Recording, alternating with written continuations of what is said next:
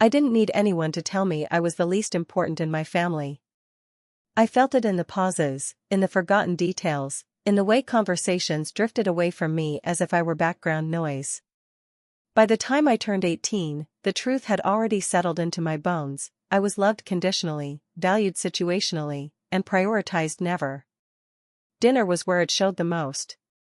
Every night, we sat at the same long table. My parents at the head, my sister and her family taking up most of the space, their laughter spilling across the room like they owned it. I usually sat at the far end, closest to the kitchen, where the light flickered and the chair wobbled slightly. No one noticed. No one ever did. That evening, the smell of roasted chicken filled the house, and my mother hummed softly as she served everyone, starting, as always, with my sister. Extra portions. Extra care. She asked about the kids, about my brother-in-law's work, about plans for the weekend. My father nodded approvingly at everything my sister said, his pride worn openly on his face. I waited. When there was a break in the conversation, I cleared my throat. My heart beat faster than it should have for such a small thing. I got accepted, I said quietly. Into the program I applied for. It starts in the fall. My words hung in the air for a moment, fragile and hopeful. My mother smiled briefly, distracted. That's nice, dear. I swallowed. It's a good opportunity.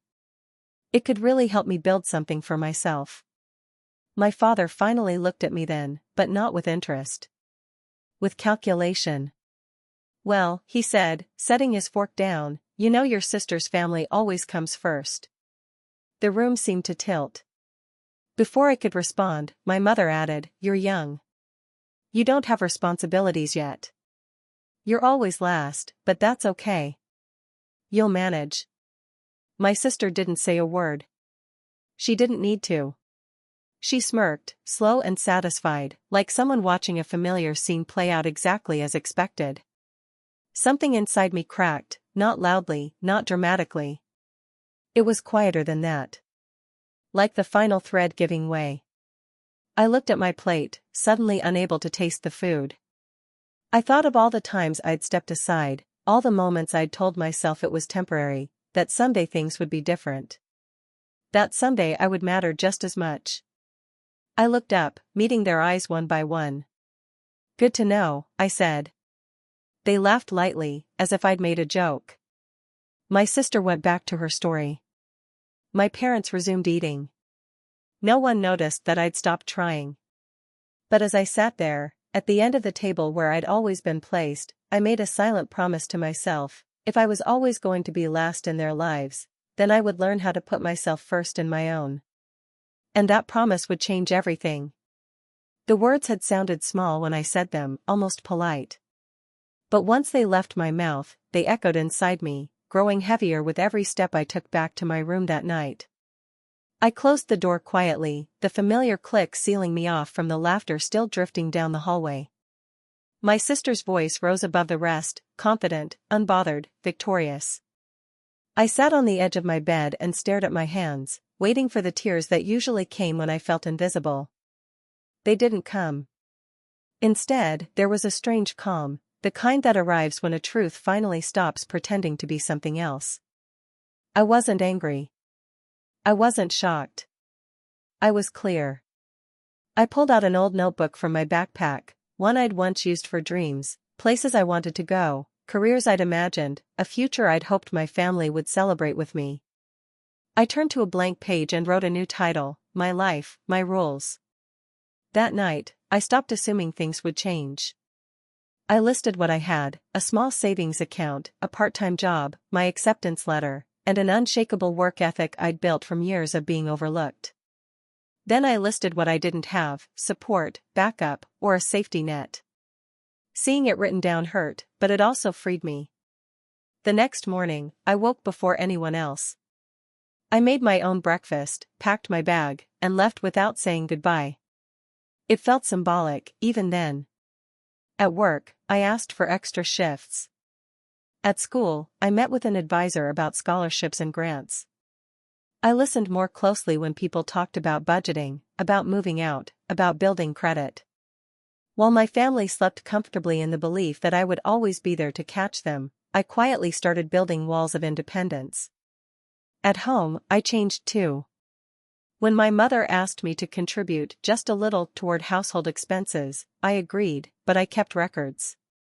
When my sister hinted that I should help cover something for her kids just this once, I smiled and said I couldn't. Each refusal felt terrifying at first, like stepping off a cliff. But I didn't fall. I stood taller. They noticed the difference, though they misunderstood it. "You've changed," my father said one evening, frowning at me over his newspaper. I nodded. I had to. They called me distant. Uncooperative. Selfish. My sister rolled her eyes and joked that I'd gotten too big for my place. I didn't correct her.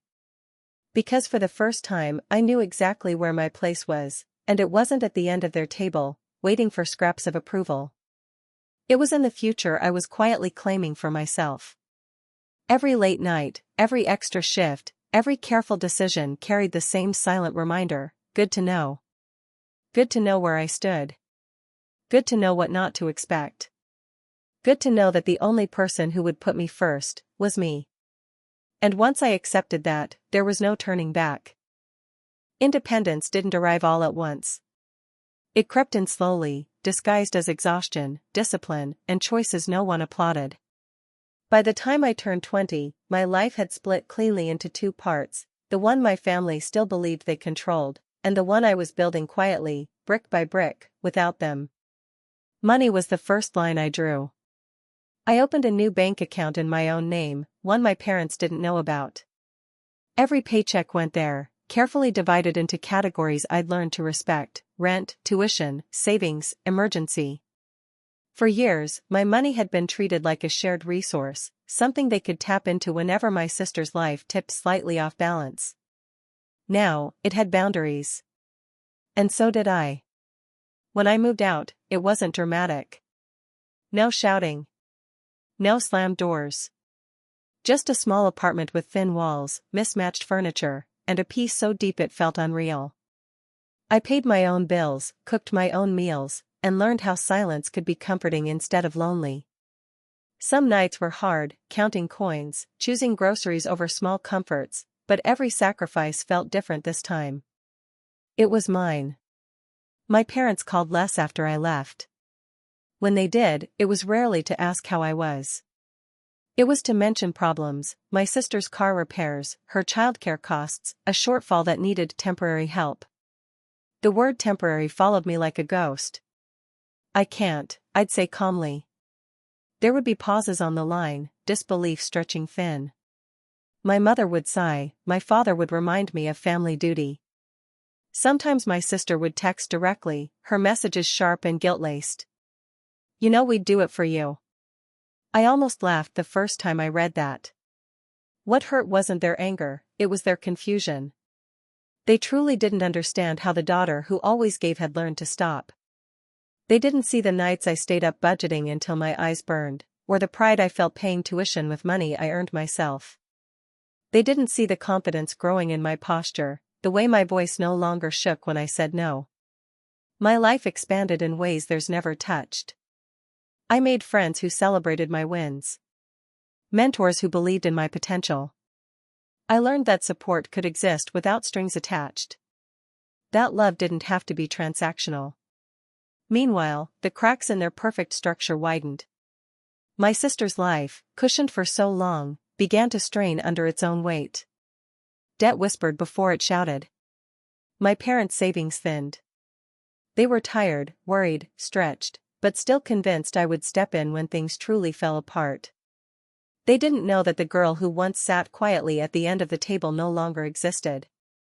I had separated more than money. I had separated expectations. I had separated responsibility.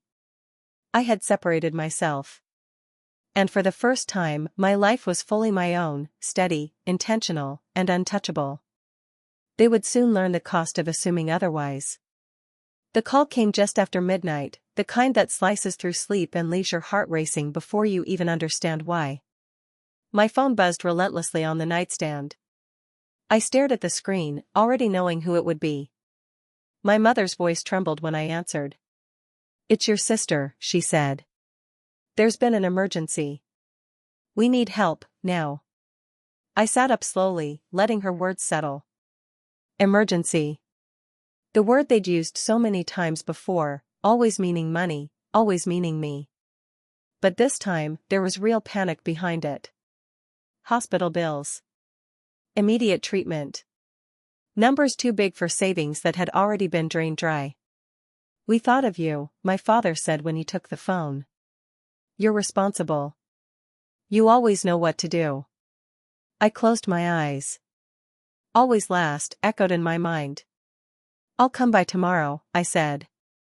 My voice was calm, even kind. That surprised them. It surprised me too. Their house looked smaller when I arrived, as if stress had physically shrunk the walls. My sister sat on the couch, eyes red and swollen, her confidence gone. She didn't smirk now. My parents hovered near her, exhausted and desperate. They began immediately. "We need you to cover the bills," my mother said. "Just until we figure something out." "You have savings," my father added. "You've always been careful." I nodded, listening, letting them finish. Then I reached into my bag and pulled out a folder, neat, organized, deliberate. Inside were copies of everything, records of what I'd contributed in the past, proof of the account I'd closed when I moved out, notes I'd kept every time I was told to wait, to sacrifice, to understand that someone else mattered more. I slid the folder onto the table between us. "You told me your sister's family always comes first," I said quietly. "You told me I was always last."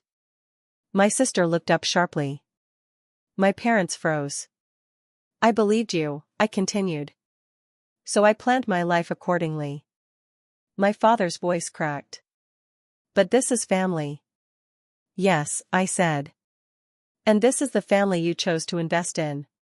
The room filled with a heavy, unbearable silence. My sister's face twisted with realization. For the first time, she understood what it meant to be prioritized without preparation. "I can't pay," I said gently. "Not because I don't have the money, but because it isn't my responsibility." My mother reached for my hand, tears spilling. "Please." I stood, stepping back before guilt could find its way in. I separated my money. I separated my life. And I separated the consequences. I paused at the door, looking at them one last time, not with anger, but with clarity. "You taught me this," I said softly. "Good to know." I walked out into the night feeling lighter than I ever had. They were frozen behind me, forced at last to face what happens when the child you always put last learns how to put herself first. And that was my quiet, undeniable revenge, not cruelty, not revenge spoken aloud, but freedom they could never take from me.